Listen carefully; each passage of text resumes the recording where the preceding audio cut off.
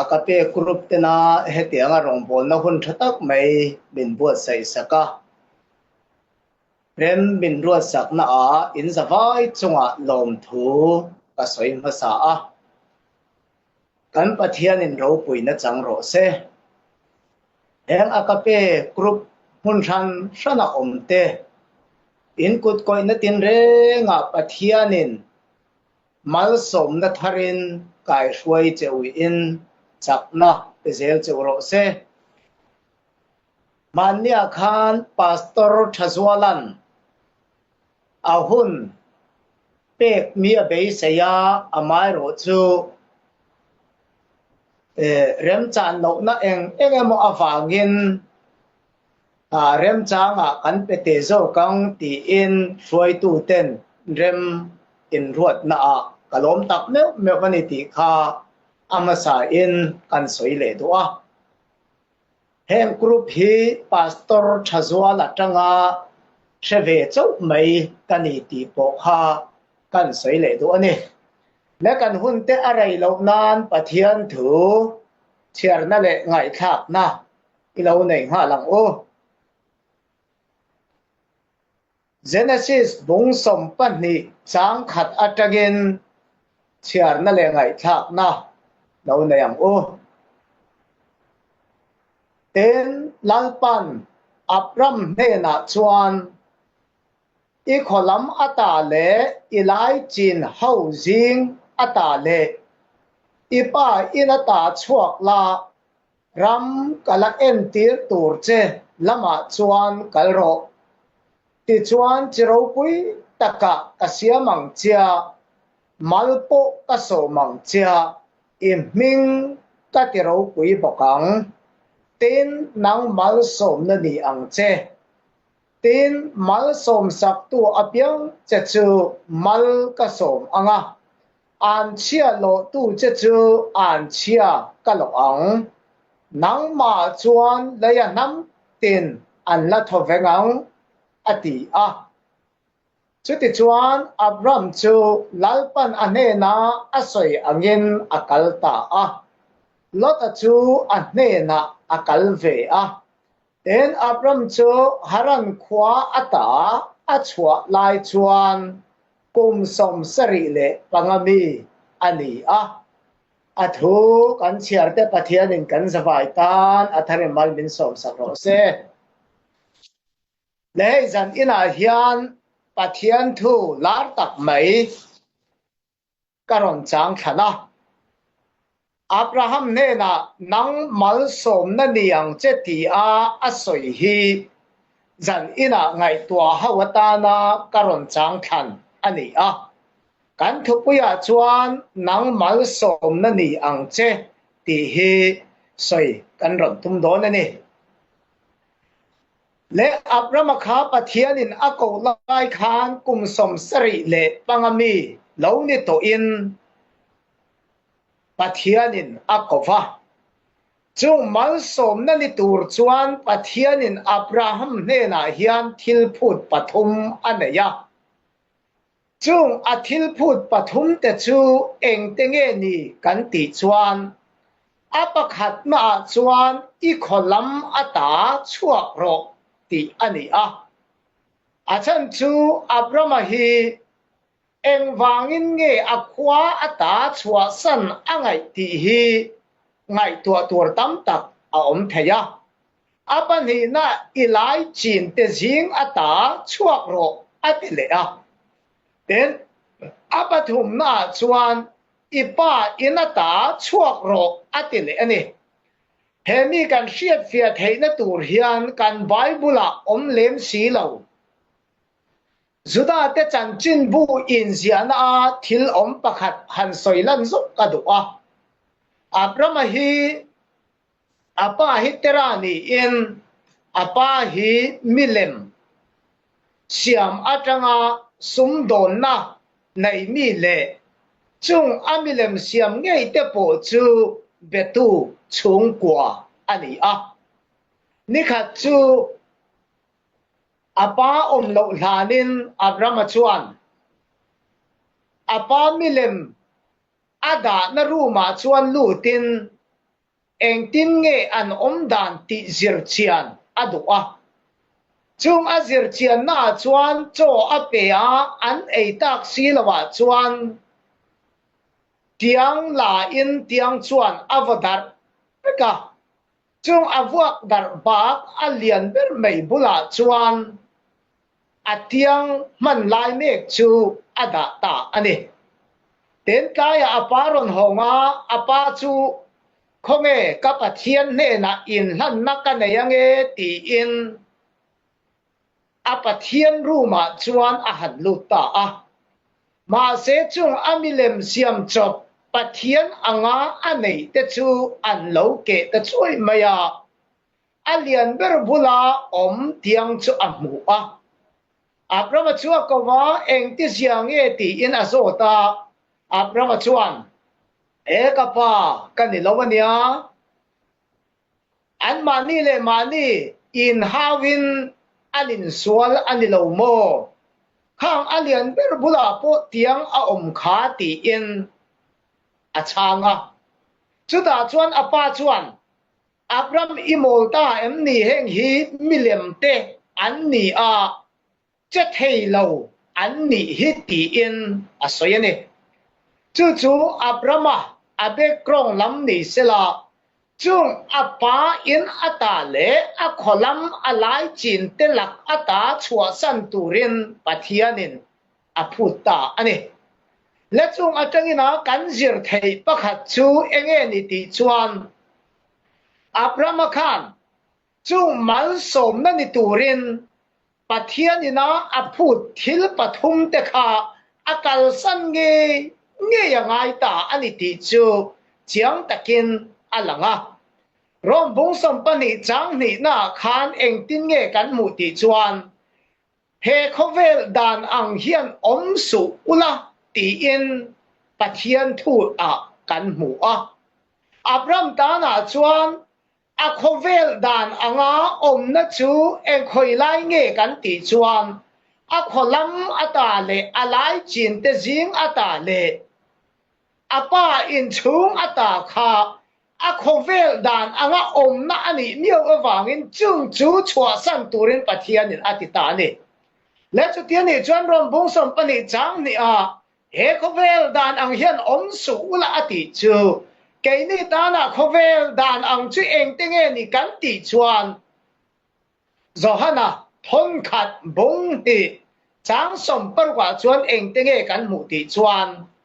ti sa chak na te mi chak na te khovel ro pui na lem te hi he khovel dan ang hiani chung ata chu chua ro ti in pathian chuan thil phut pathum kan nuna min ron nei ve ta ani ti kha apakhat na kan soi do a den apani na chuan abrama chu pathianin akova amai ro chu pathianina achu akholam ata le alai chin tele apa in chung ata chuak tura alo be se ya aphut lai mekin abrama chuan a u nau pa lota a hruai tel ta ani le chu mi lota a hruai tel awang chuan abrama nuna chuan eng tiang thil tenge ron kheng kan ti chuan apakhat na a kum eng mozat mai hun eng mozat mai kha pathian o she thei to lovin adam lai ni a chiar ta ani ti kan mu theya apani na chuan anu pui amangai em mai po kha atana hlau na khen tu ani a chung atang chuan enge ni ron lang ti chuan abraham khan a unau pa lota ashuai telve awangin anuna huai sen na anei thei to lo ti kan hule thei ani ten apathum na enge kan mu le thei ti chuan abraham chuan a unau pa ashuai awangin pathian o ashelo mai ne lovin pathian ne na anin kara in pol na po kha hun eng mosat mai anei thei to lova pathian pol na thar anei thei to lova ni đến apalina chuan enge kan mu le thei ti chuan chu tianga ama abrahamina pathianina chiro poita ka siamang chenga malka so mang chati a athu tiam chu a unau pa point chang ve se tia adu sak em lotane na anin kara khan buaina alo omta ani lechunga tengna kan zir thei chu enge ni kan ti chuan pathianina kal san tura min ti te he ko vel dan anga om lova chung atanga chuak tura min ti na zona min thut le min bei sei anga kan chua lo na hian pathian o shelovin kan nun a om fo thin huai sen na nei thei to lovin kan om fo thin pathian pol na thar kan mu thei to lova kan nuna enge mo awanga buaina aron luang lut fo thin ani chu wang tu na khang kan nun in en fia thewila pathianina kal san tura mindu ka kal san lo awangin tu na kan nuna eng tiang ang buaina le har sat na nge kan nei ma ni kan nun theu in en fia tiang u achang chuan pathian pol na thar le pathian o shelovin heng kan bible hi voi eng za po hi han kevin han chiar ve ma ila kan nuna chung chuan om zia nei lova aluan ral chang tam tak a om fo thin chu chu eng wang nge chu tianga buai na kan to thina eng wang nge pathian pol na thar kan mu thei lova eng wang nge pathian o kan hriat thin lo ti chuan pathian a min phut le min bei sei na angina chukal san tur kan kal san lo na zona te kan mit chak na le he khovel ro pui na lem uma kan dam lai ni kan chiar changa te khan pathian pol na thar kan mu lo fo thin ani chu van abrama chu anuna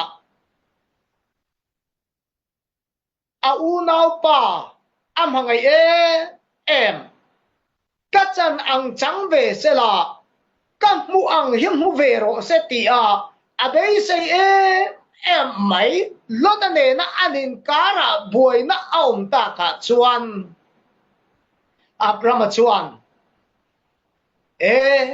nang le ke in kara buai na om hi anilo fe unau kan ni a chu wangin idu na lama kal ro le nang ding lama ikal chuan ke ve lama ka kalanga ve lama ikal chuan ke ding lama ka kalang idu na lama thang ro le ti in abrama chuan lota chu athan tira chung lota ne na pathia anin then to nuwa ero chuan eng tiang in nge pathianin abrama kha aron ko le ti chuan akal san tur zong akal san zo vek nuwa chuan abrama chuan pathian pol na thar aron chang le a pathian o aron she thar le a Genesis bung som pathum chang som palia khan pathianin abrama chu ako apol thar le a pathian o ahan she thar le ta ka chuan chu mai ba ka enge abrama nuna ron kheng le ti chuan bung som panga na Genesis bung som panga na chang khat atanga chang som ni le pakhat kheng kan en chuan pathianin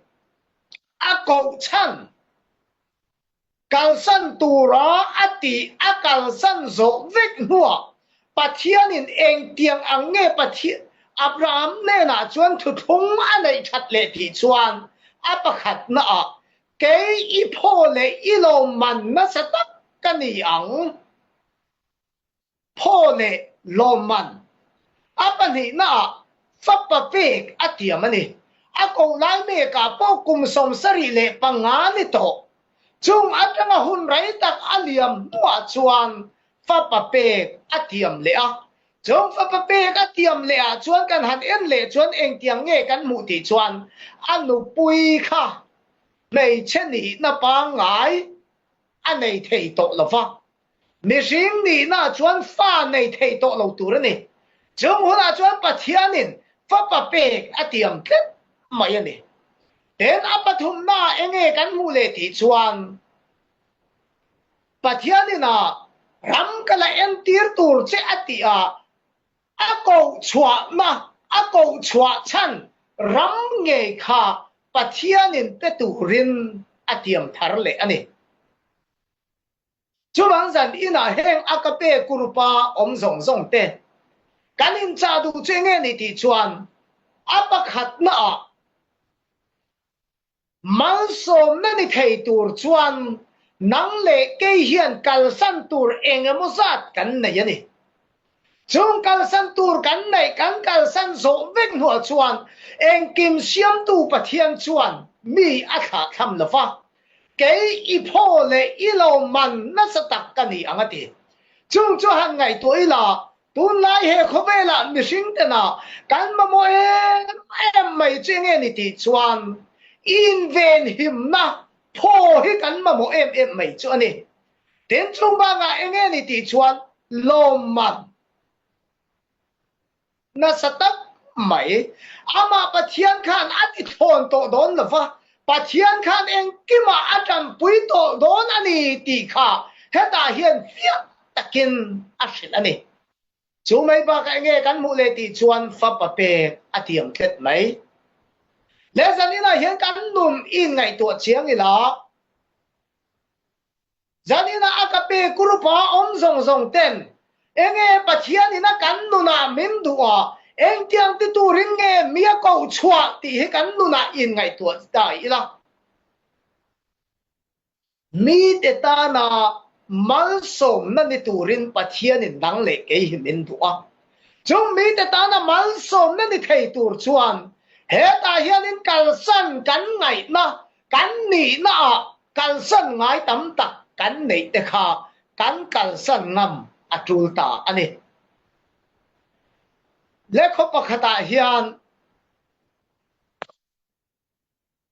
tlangwal kum upatak mai hi a oma chung tlangwal chu nu pui nei lo ani a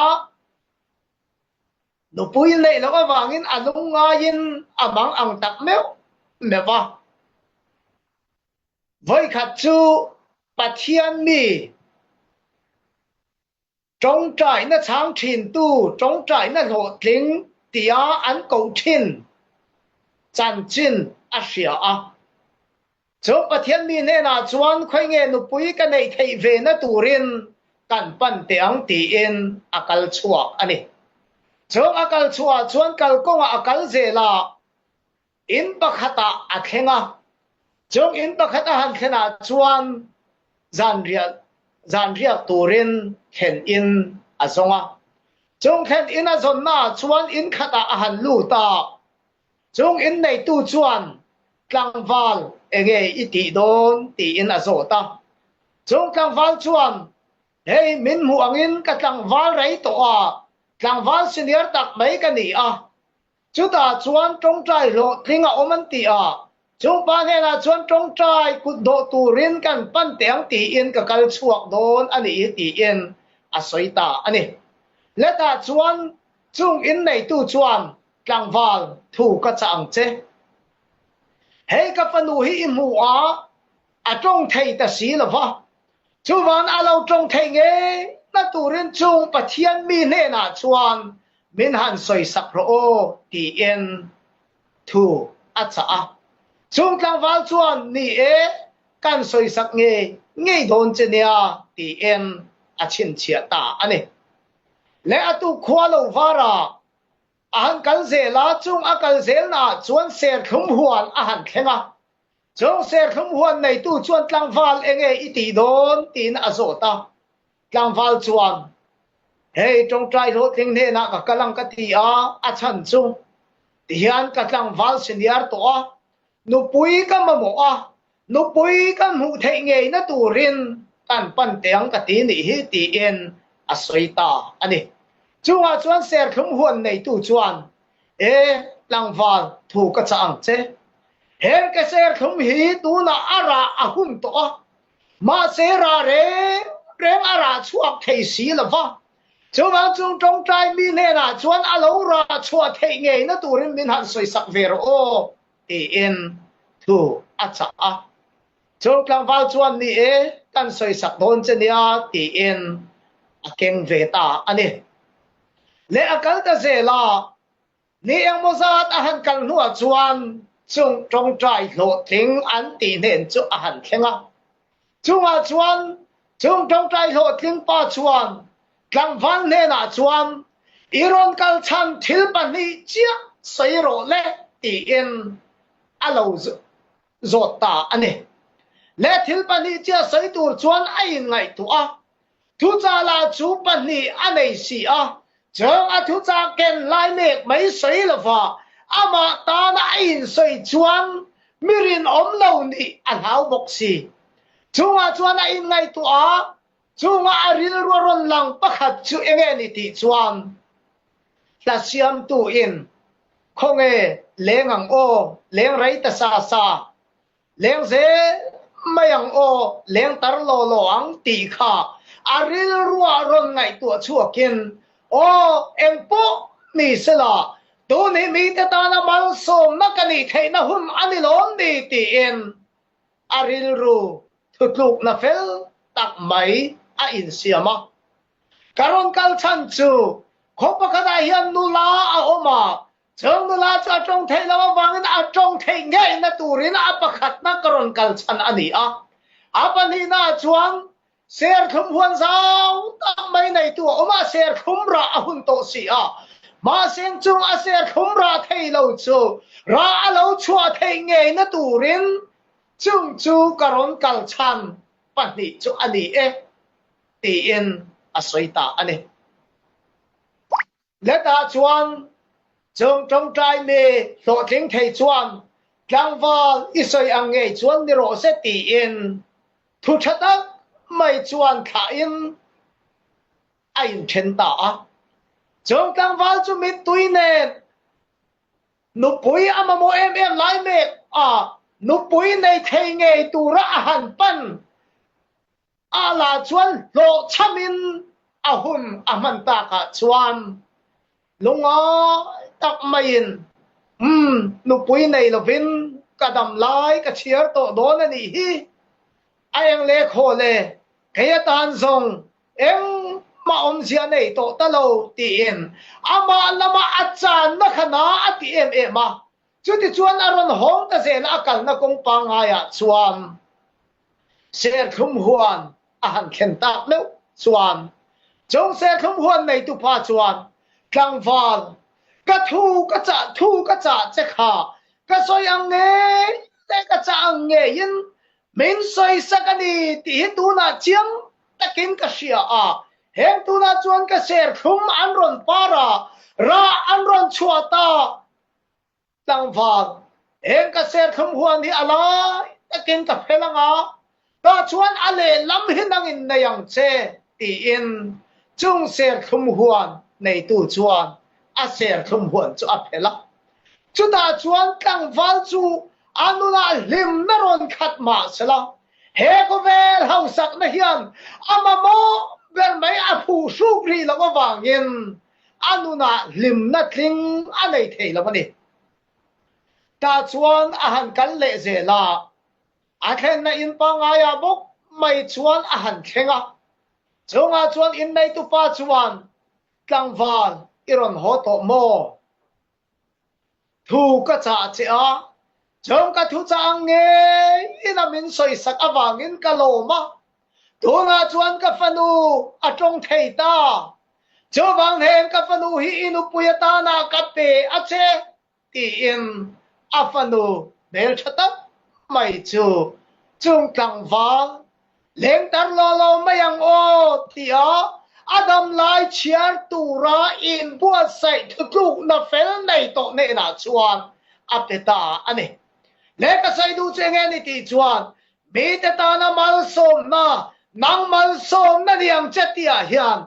enge mi te ta na mal som na kan ni thei na tur chuan keima ni hian chan na alo ngai thina keima ni hian kal san nun kan nei angai fu thina ni chu wang zan ina hiam heng akape kuruba om song song ten me te ta na mal som na kan di the na turin le be chi rau pui tak mai kan di a ke ma ni awang ina nam tin an la thoven the na tur chuan ho u kal san kan ngai na so na hian huai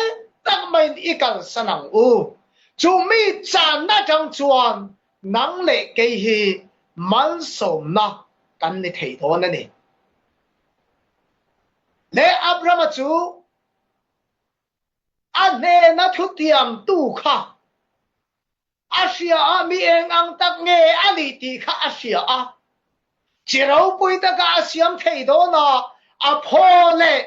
a lo man na sa tak mai ani don ti kha se chiang he ma sela anu na eng tiang thil nge ron kheng le ti chuan tối te in kan han en le zo anga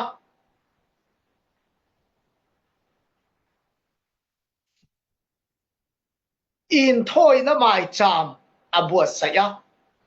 trong in thôi na mai cham abuat saya chuan tlai lam alo ni to a trong tlai lam alo ni to ta ga chuan in trong a in thôi na te chu aveng him zo lo wa trong aveng him zo lo ta ga chuan chung leng sawa te châu a te ron kalin trong a in thôi na ran sa chu an ron tlan an ron ei ta ga chuan em vangin nge chung chu aven him zo lo ti chuan chu tiang an ni leng mai in thoi na abu sai ta kha chuan amu alo chua ka rai lo te mai mi khap garlic alo mut puk san ta kha chuan chung chung leng sawa te châu ak te mulukol ten ain thoi na sa an ron ei ta kha chuan a ne na pathian in eng tiang an nge asoi ti chuan a tha te kum zali chuang boya an tan to tur thu aron tlang au puita ani le chunga chuan enge ka soi du le ti chuan Jeremiah bungsom li le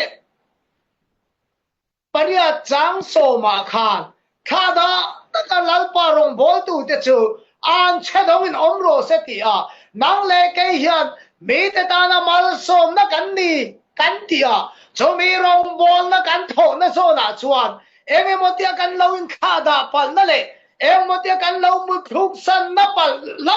te ka om chuan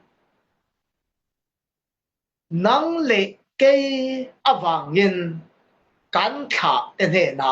mal som na ni lovin an chia an hu thei ani chuwang nang mal som na niang cha tia hian ho